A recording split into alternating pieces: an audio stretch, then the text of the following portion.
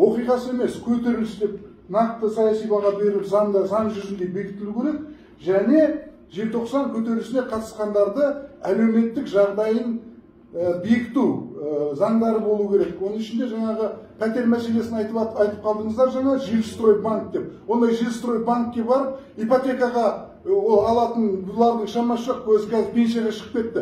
Бересіздер ма? Ана тегін беріңіздер.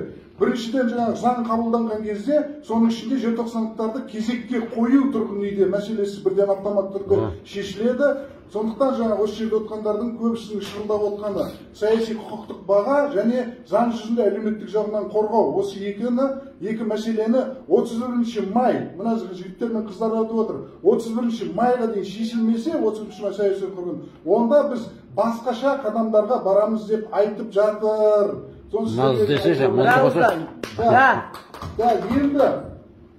Енді сіздер жаңа айтып отырсыздар, бұл мәселені талқылау керек, өйту керек, бүйту керек деп. Қайрат Рысқұлбекті ешқандай да талқыған жоқ. Анау 17-18 күні площадьта көрді да, 1 январь күні ешқандай талқыға салмай құмның арасында, мойынқұмның арасынан алып кетті да, ату жазасына жіберіп аттастады. Ал сіздер әлі талқылаймыз деп отырсыздар. Сондықтан мына жерде отырған жаңағы мына қауымдар, ол керек жоқ бізге. Оны кезінде Әбіш Кекілбаев атамыз айтып кеткен, бағаны беріп кеткен, бұл революция ма, бұл қозғалыс па, бұл оқиға ма, көтеріліс па, бұл көтеріліс деп нақты Әбіш Кекілбаев атамыз нақты бағасын сол кезде беріп кеткен еді бұған.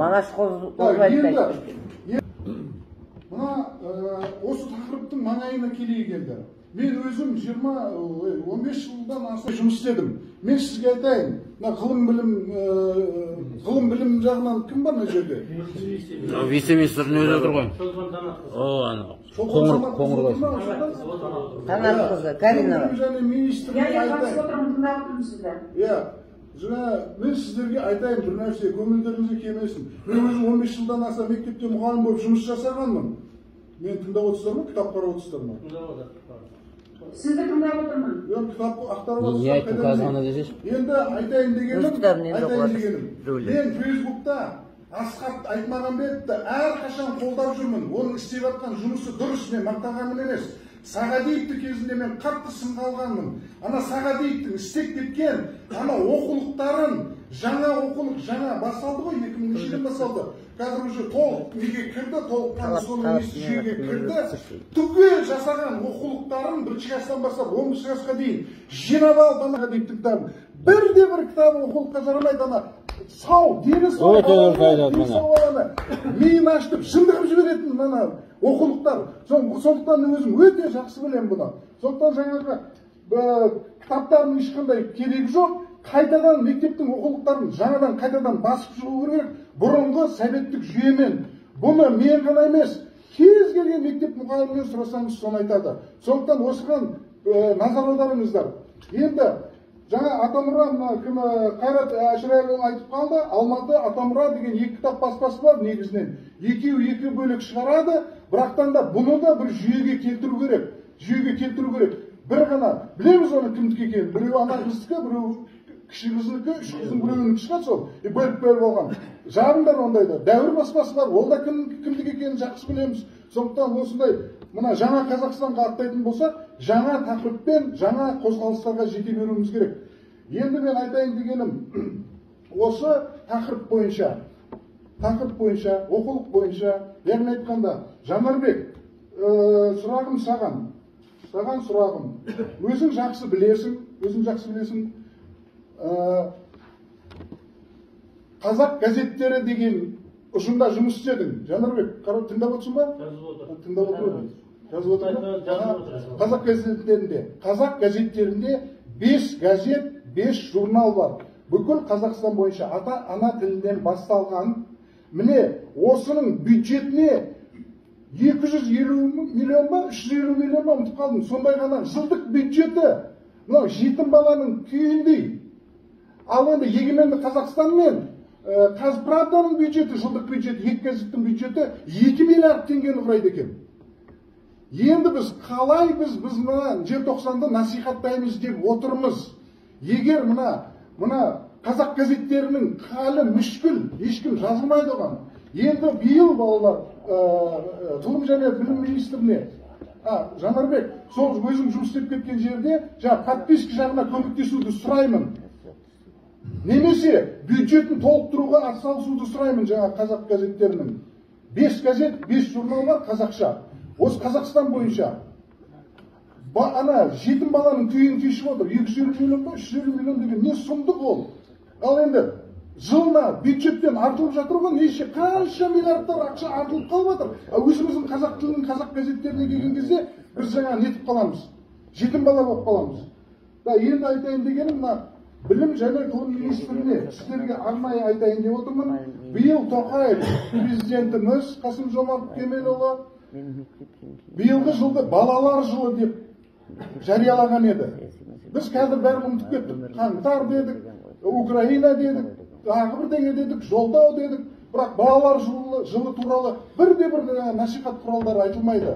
Міне, ендігі айтайын дегенім, жаңағы қазақ газеттерінің құрамында Балдырған журналы, Ақжелкен журналы, Ұлан газеті, Веселые ребята газеті бар. 2 журнал, балалар жылынан алған. Ол жердегі коллективті мен жақсы білемін. Журналдары өте жақсы шығады, газеттері өте жақсы шығады. Қазір балаларды алып қарасаңыздар, бәрі шетінен соткүші құлап кеткен. Соткымен оянады, соткымен ұйықтайды. Мына газет журналдарды балаларға жеткізе білсеңіздер, мен бірнеше мектепті аралап осы журналдарды көрсеттім балаларға. Ойбай ағай, мынандай журнал бар ма? Жазылайық, мынау күшті екен ғой дейді. Бірақ подписка жағы өте төмен. Соған Қазақстан Республикасының білім және ғылым министрі подписка жағынан көмектессеңіздер екен. Керек болса, мәжбүрлеңіздер оқу орындарындағы мектептің директорларын. Болмаса, бюджеттен арнайы ақша бөлдіріңіздер мектептерге. Сол кітаптарға, сол журналдарға балалар жазылсын. Әйтпесе қазір құрып баратырмыз, соттың шықпайды, оны не көріп отқанын білмейсің. Міне сіздерге керек болса, жаңағы жас ұрпақты тәрбиелеу құралдарының мен көзін ашып бердім. Жанарбек, сен бұл тақырыпты өте жақсы білесің, өзің ана тілінде жұмыс істедің, сондықтан айналайын, Жанарбек, көмектес. Бір саясатшылардың рұқсат болса бір ғана сөз, бұл шын мәнінде өзім сол қазақ газеттеріне қарасты бір басын, ол бір жан айқай Нұрекенің орында. Бұл бүкіл біздің тілшілер қауымы, журналистер қауымының арқасында аястай қалып жүрген үлкен проблема. Оны министрдің алдынан неше рет қойдық. Бұл бюджет мәселесін енді өздеріңізге мәлім, бірақ мен өзім аяқтай жүгіріп жүріп ана тілдің тиражын өзім жасаған журналым. Сол қазір 2,5 мың болды құлағанға соншалықты. Мен соны 20 мың данаға жеткізіп, бөліп, талып, аймақ, Қызылаяқ, Қырғешіп, Жалғаяқ, Жаңешіп, сол мен тілшілерден сұраңыздар, тілшілерге жасатқан жоқпын тиражын, мен өзім өңірлерді арқап жүріп жасатып едім. Кеше жылап отыр, 2,5 мыңға құлаған.